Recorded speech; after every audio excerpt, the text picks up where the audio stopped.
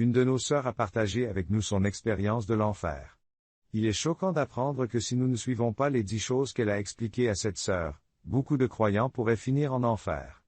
Restez jusqu'à la fin pour bien comprendre les détails. Je m'appelle Tamar, et je veux partager ce que j'ai vécu de près. Au début de l'année 2024, mon ami Tamar a failli mourir. Un soir, après une longue journée, mes amis et moi étions assis à la maison en train de discuter. Nous prenions nos cafés et fumions des cigarettes. Je fumais depuis longtemps et mon corps en montrait les signes partout ce soir-là. Sans m'en rendre compte, j'ai allumé ma 4e cigarette. J'ai ressenti une forte douleur dans la poitrine. Il y avait une pression écrasante à l'intérieur de moi, comme un poids énorme qui comprimait mes organes internes. Je luttais pour respirer. Chaque respiration devenait plus lourde et plus fragmentée. J'ai essayé de dire à mes amis que quelque chose n'allait pas, mais aucun mot n'est sorti alors que la douleur se propageait de ma poitrine à mon bras gauche. Mes amis ont paniqué, s'agitant dans tous les sens, ne sachant que faire. J'ai entendu quelqu'un crier mon nom, essayant de me garder conscient. Mais tout devenait flou sous la pression de la douleur. Puis quelqu'un a crié, « Appelez le 911 ». Il fait une crise cardiaque, j'ai senti mon corps s'étendre de ma poitrine à mon bras gauche. J'ai commencé à transpirer. Mes amis ont paniqué, s'agitant dans tous les sens, ne sachant que faire. J'ai entendu quelqu'un crier mon nom, essayer de me garder conscient, mais tout devenait flou sous la pression de la douleur.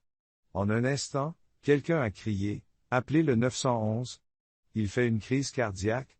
C'est l'une des dernières choses dont j'ai pris conscience. Tout s'estompait. Les sons et les visages dans la pièce s'éloignaient comme si j'étais dans le vide. J'ai complètement perdu le contrôle de mon corps. Le monde a commencé à glisser vers l'inconscience. Soudain, la douleur a disparu. J'ai vu ma fille agenouillée à côté de moi, regardant mon visage avec des larmes dans les yeux, et j'ai senti comme un nœud à l'intérieur de moi.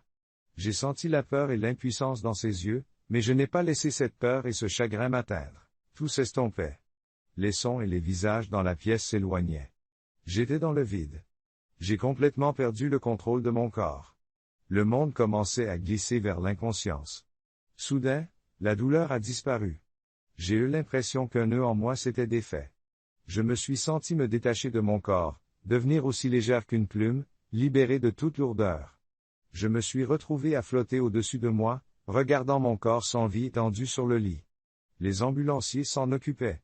Ce n'était plus le mien, immobile, sans âme. Alors que je regardais tout d'en haut, j'ai été détaché et je me suis senti me détacher de mon corps. Je suis devenu aussi léger qu'une plume, libéré de toute pesanteur. Je me suis retrouvé à flotter au-dessus, regardant mon corps sans vie étendu sur le lit. Les ambulanciers s'en occupaient, mais ce n'était plus le mien. Il était immobile et sans âme. Pendant que je regardais tout d'en haut, je pouvais voir chaque détail clairement.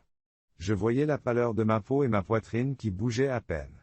Puis, tout à coup, j'ai vu ma fille. Elle était agenouillée à côté de moi et regardait mon visage, les larmes aux yeux. Mon cœur s'est serré lorsque j'ai senti la peur et l'impuissance dans ses yeux, mais je n'ai pas laissé cette peur et ce chagrin m'atteindre à ce moment-là. J'ai vu ma fille agenouillée à côté de moi, regardant mon visage avec des larmes dans les yeux. J'ai senti la peur et l'impuissance dans ses yeux, mais je n'ai pas laissé cela m'affecter. Tout me paraissait lointain, comme si j'étais dans un autre monde. En regardant autour de moi, j'ai remarqué une autre réalité. D'autres personnes décédées dans l'hôpital étaient également en train de planer au-dessus de leur corps, tout comme moi, se tenant sur la fine ligne entre la vie et la mort. Je pouvais voir leurs âmes détachées de leur corps. Certains venaient de mourir, tandis que d'autres semblaient avoir quitté leur corps depuis longtemps. Ils étaient tous comme des fantômes, observant silencieusement le chaos qui régnait dans la chambre d'hôpital. Nous ne communiquions pas entre nous. Nous savions simplement que nous existions. Il y avait un accord invisible entre nous. Chacun d'entre nous se préparait à son propre voyage. Certaines âmes s'élevaient lentement et gracieusement de la chambre d'hôpital comme si elles s'étaient débarrassées d'un lourd fardeau, d'autres disparaissaient rapidement dans une lumière, comme si elles étaient attirées vers elles. Soudain, j'ai observé ces moments et j'ai senti que mon tour approchait. Ce voyage nous tirait vers une destination précise. Nous allions tous dans la même direction, comme appelés par une force invisible. Cette force était silencieuse mais indéniable. Il n'y avait aucune chance de revenir en arrière, car nous étions guidés vers l'avant. J'ai vu que chaque âme autour de moi était entourée d'une douce lumière blanche et pure. Chaque âme était enveloppée de sa propre lumière, comme si cette lumière, l'énergie émanant de leur essence était clairement visible le long du chemin. Parmi les âmes flottantes, il y avait d'autres êtres. Ils étaient différents, pas comme nous. Ils apparaissaient comme des ombres sombres, tapis sur les côtés du chemin, inquiétantes pour les humains. Ils n'interféraient pas avec les âmes, mais on avait l'impression qu'ils surveillaient chacun de nos mouvements. Certains se cachaient dans l'ombre au bord de la route, tandis que d'autres nous suivaient silencieusement à distance. Ils étaient si silencieux qu'il était difficile de sentir leur présence, mais ils étaient là. Les observateurs dans l'obscurité. Au fur et à mesure que nous avancions, j'ai remarqué que certains de ces êtres de l'ombre commençaient à nous suivre. Certaines âmes étaient indéniablement attirées par les ombres, comme si elles y étaient appelées. J'ai vu une âme être attirée vers les ombres, comme si une force obscure l'y attirait. Mais ce n'était pas mon chemin. J'ai continué à avancer vers la lumière, en m'accrochant à la lumière pure qui m'entourait. Notre voyage s'est poursuivi. J'ai vu une âme être attirée vers les ombres, comme si une force obscure l'attirait. Mais ce n'était pas mon chemin. J'ai continué à avancer vers la lumière, en m'accrochant à la lumière pure qui m'entourait. Notre voyage se poursuivit. Tranquillement et régulièrement, chaque trou suivait celui qui le précédait, se déplaçant comme dans un ordre invisible. Nous ne sentions rien. Nous ne nous ennuyions pas. C'était comme si nous étions libérés de toute émotion. Nous avancions simplement, nous approchant d'une fin inévitable. Je ne savais pas où nous allions ni ce qui nous attendait, mais nos pas nous avancions, suivant le chemin tracé devant nous. Je n'avais aucun sens de la direction ou de la destination, mais je sentais une force qui nous guidait. Au fur et à mesure que nous avancions, l'atmosphère changeait, devenant de plus en plus lumineuse. Finalement, nous sommes arrivés à une grande échelle au centre de ce voyage. À côté de la balance se trouvaient d'imposants gardes qui nous observaient en silence. Leurs visages étaient pâles, mais je pouvais sentir leurs yeux sur nous. C'était comme s'ils mesuraient et pesaient chacun de nos pas et de nos mouvements. Les dieux ne parlaient pas. Leur présence était indéniable. J'ai assisté au destin de chaque âme, l'une après l'autre. Les âmes s'approchaient de la grande balance et chacune d'entre elles y posait le pied. Leur lumière s'éclairait ou s'atténuait légèrement. Cette décision déterminait leur chemin. Il ne s'agissait pas d'un jugement ou d'un verdict, mais plutôt d'une conséquence naturelle. L'observation silencieuse du garde donnait encore plus de poids à ce moment. Certaines âmes devenaient plus lumineuses après avoir passé la balance, comme si un nouveau chemin s'ouvrait à elles. D'autres perdaient leur lumière, s'éteignant lentement dans l'ombre. Au cours de ce processus, il n'y a pas d'argumentation, de résistance ou de supplication. Chaque âme semblait accepter ce moment. Leur existence et leur choix faisaient des gardiens des sentinelles inébranlables de ce cycle, accomplissant leur devoir sans montrer d'émotion.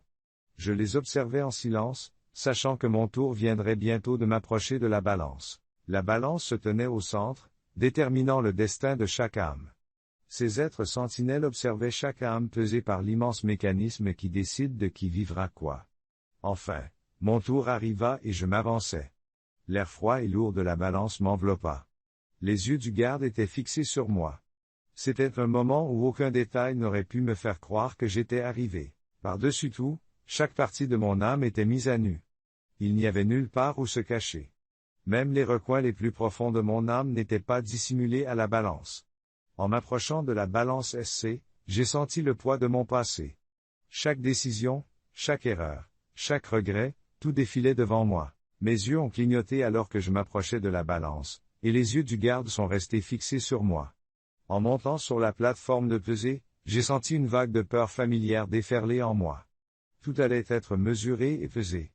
Autour de moi, il y avait d'autres âmes, certaines acceptant silencieusement leur destin en montant sur la balance. J'avançais d'un pas décidé vers la balance, les yeux du garde fixés sur moi. Lorsque j'ai posé le pied sur la plateforme de pesée, une vague de peur m'a traversé. Chaque âme autour de moi était sur le point d'être mesurée et pesée.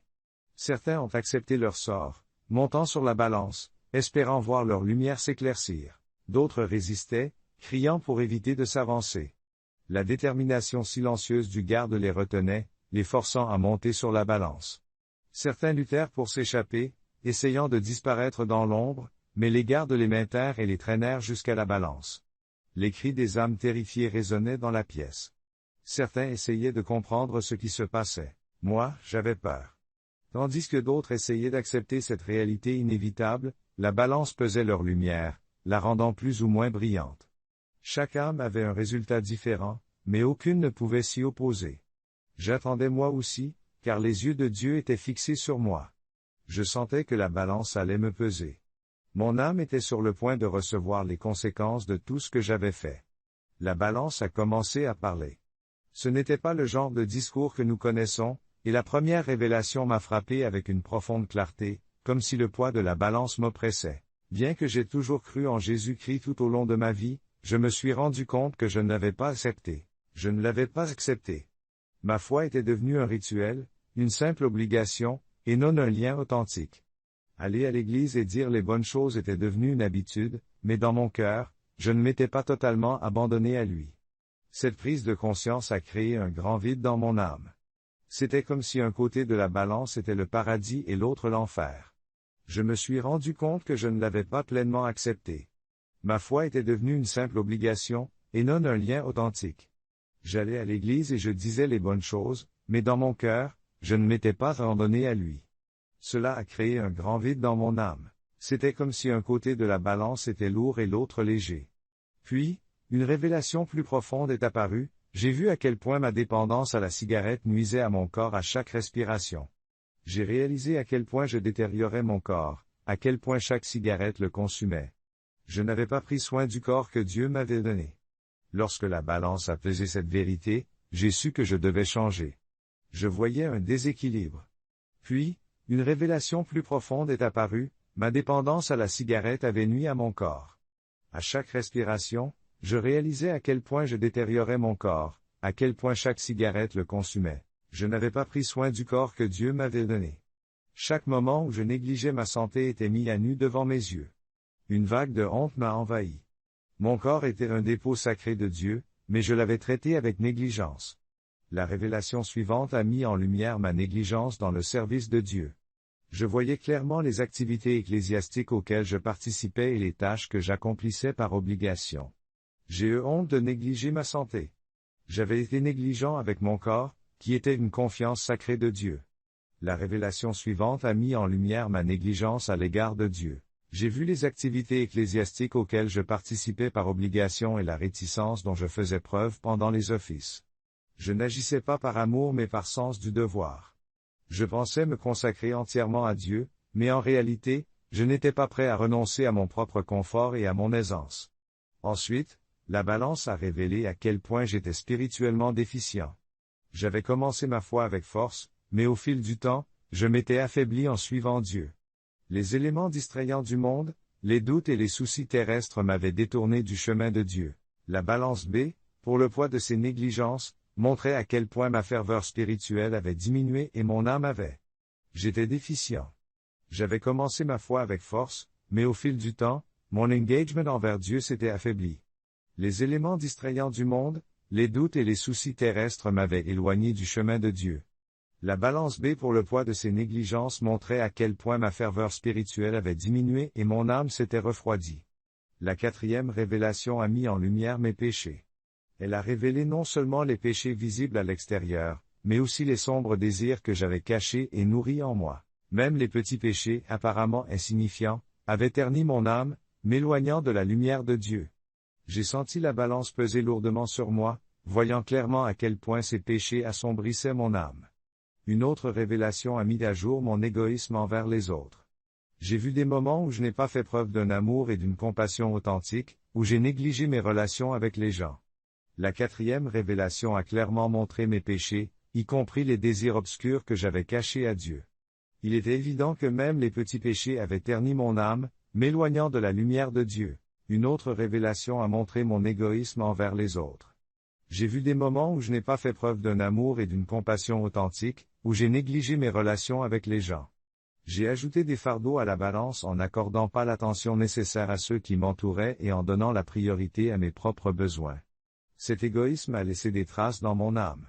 Enfin, la balance a révélé mon manque de croissance spirituelle. J'avais négligé d'approfondir ma relation avec Dieu, me contentant de rester là où j'étais. Ma vie spirituelle stagnante avait affaibli mon lien avec Dieu. La balance pesait le poids de ses négligences, montrant à quel point ma croissance spirituelle avait échoué et à quel point mon lien avec Dieu s'était affaibli. Je n'ai pas su pardonner, m'accrochant aux blessures et aux rancunes du passé. J'ai refusé de pardonner dans mon cœur, et cette incapacité à pardonner a empoisonné mon âme, obscurcissant ma lumière spirituelle et faisant descendre la balance encore plus bas. Chaque révélation faisait surface, perturbant l'équilibre de la balance. Je m'étais toujours considéré comme un chrétien dévoué, mais maintenant que je me tenais devant cette balance, je voyais les vérités avec une clarté douloureuse. Malgré mes bonnes intentions sur terre, j'avais échoué. J'avais échoué dans ces domaines critiques, laissant de profondes marques sur mon âme. Les dieux étaient témoins de la balance. Les décisions de jugement ont été prises en silence alors que j'étais jugé par la balance. J'ai réalisé que je n'étais pas digne de me tenir devant Dieu. Alors que la révélation finale s'imposait, l'un des dieux a levé la main. C'était comme un ordre silencieux. J'ai su que je devais partir. Un poids inconnu m'a envahi, ma lumière s'estompait lentement et les forces obscures qui me tiraient se renforçaient. J'ai essayé de m'échapper, mais en vain. L'attraction gravitationnelle était trop forte. J'ai été emporté et traîné vers l'avant. J'ai senti la lumière blanche et pure entourer mon corps, assombrissant les taches de mon âme. Chaque étape du voyage révélait un peu plus les taches sombres de mon âme. Les endroits lumineux devenaient gris. Cette obscurité me consumait. Chaque partie de mon âme était arrachée. Les autres âmes autour de moi ont connu le même sort. D'innombrables âmes se tordaient de douleur et de tourments. Elles subissaient toutes les échos de leurs erreurs dans un cycle sans fin. Les silhouettes sombres qui m'attendaient sont sorties de l'ombre. Elles s'approchaient avec des intentions claires, me condamner à ce monde de ténèbres. Au fur et à mesure qu'elles se rapprochaient, j'ai senti une peur indescriptible m'envahir. J'ai réalisé qu'il n'y avait pas d'échappatoire, même si j'essayais de me libérer. Ces êtres avaient le contrôle total. Puis, j'ai senti une pression intense dans ma poitrine. C'était comme si une force me tirait en arrière. Des fissures ont commencé à se former dans l'obscurité. Alors que les ombres tentaient de me retenir, une force invisible me tirait en arrière. J'ai senti une force qui me tirait vers le haut. J'ai entendu les voix lointaines du médecin. Soudain, j'ai été ramené dans mon corps et mes yeux se sont ouverts. J'ai réalisé que j'étais à nouveau en vie. J'avais une nouvelle chance. Cette expérience a laissé des traces profondes dans mon âme. Au moment où je suis revenu à la vie, tout a changé. Je savais que je devais désormais servir Dieu avec un véritable engagement, et pas seulement comme un devoir. Après avoir vu ce monde sombre et combien il était difficile de s'en échapper, ma foi n'était plus un simple rituel. Je me suis consacré à la lumière de Dieu, déterminé à marcher sur son chemin chaque jour, à tous les croyants. Prêtez attention aux leçons que j'ai tirées de cette expérience. Les 10 péchés auxquels j'ai été confronté n'étaient pas de simples erreurs. Il s'agissait d'offenses graves qui mettent en péril notre place dans le royaume de Dieu. Chacun de ces domaines est essentiel à notre cheminement spirituel et à notre position devant Dieu. Évitez ces pièges. N'acceptez pas vraiment Jésus-Christ. Assurez-vous que votre foi n'est pas un simple rituel. Acceptez-le de tout cœur et avec sincérité. Servir Dieu avec une honnêteté et un dévouement inébranlable. Ne vous approchez pas de lui par obligation, mais par amour.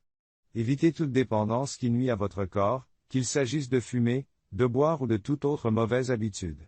Votre corps est un dépôt sacré de Dieu, alors prenez-en bien soin. Restez ferme dans votre foi. Restez ferme sur le chemin de Dieu et efforcez-vous de rester engagé. Servez Dieu avec une honnêteté et un dévouement inébranlable. Ne vous approchez pas de lui par obligation, mais par amour. Évitez toute dépendance qui nuit à votre corps, qu'il s'agisse de fumer, de boire ou de toute autre mauvaise habitude. Votre corps est un dépôt sacré de Dieu, alors prenez-en bien soin. Faites preuve de détermination dans votre marche avec Dieu. Restez ferme dans votre foi et persévérez sur le chemin de Dieu, en vous efforçant de rester engagé. Les péchés cachés protègent votre cœur et votre esprit de toutes sortes de péchés. Même les petits péchés cachés peuvent laisser de profondes blessures dans votre âme. Ne négligez pas de faire preuve d'un amour et d'une compassion authentiques envers ceux qui vous entourent. Un comportement égoïste entrave votre progrès spirituel. La paresse spirituelle entrave votre croissance spirituelle. Ne restez pas complaisant dans votre foi. Développez une compréhension plus profonde et une relation plus étroite avec Dieu. Les péchés protègent votre cœur et votre esprit du péché. Même les petits péchés ou les péchés cachés peuvent laisser de profondes blessures dans votre âme. Faites preuve d'un amour et d'une compassion authentiques envers ceux qui vous entourent. Ne soyez pas égoïste. Recherchez la croissance spirituelle. Ne restez pas complaisant dans votre foi. Développez une compréhension plus profonde et une relation plus étroite avec Dieu. Fuyez les responsabilités. Remplissez les devoirs que Dieu attend de vous. Évitez les tâches ou faites-les à contre-cœur. Cela entrave votre développement spirituel. Laissez tomber la colère et la rancune dans votre cœur. Le manque de pardon assombrit votre âme et bloque le pardon que Dieu vous offre. Ne succombez pas aux désirs du monde. Concentrez-vous sur des objectifs spirituels plutôt que sur des objectifs matérialistes. Se concentrer sur le monde matériel, c'est s'éloigner de Dieu. Cela vous éloigne de Dieu. Évitez ces péchés pour garantir votre réussite spirituelle. Concentrez-vous sur des objectifs spirituels plutôt que matérialistes. Si vous vous concentrez sur le monde matériel, vous vous éloignerez du royaume de Dieu. Chacun de ces péchés peut entraîner une chute spirituelle. Évitez-les. Trouvez la force et la grâce de suivre fidèlement ce chemin. Cherchez Dieu de tout votre cœur et permettez à son esprit de guider chacun de vos pas. Chers amis, merci d'avoir regardé cette vidéo. N'hésitez pas à l'aimer et à la partager. Abonnez-vous à notre chaîne pour être informé lorsque nous publions d'autres contenus encourageants.